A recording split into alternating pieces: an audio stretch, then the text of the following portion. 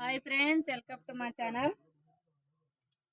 చుట్టమా వేస్తే దయమై పట్టినట్టు ఇగో మాకు చూడు, ఇగో యాకు దింపమంటారు. యాకు ఏమాకంటే తోటకూర బాగా వేయించరు మా వాళ్ళు.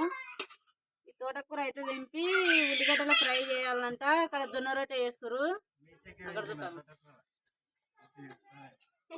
అక్కడ జొన్న రొట్టెకు ఈ తోటకూరకు కాంబినేషన్ బాగుంటదంట ఫ్రెండ్స్.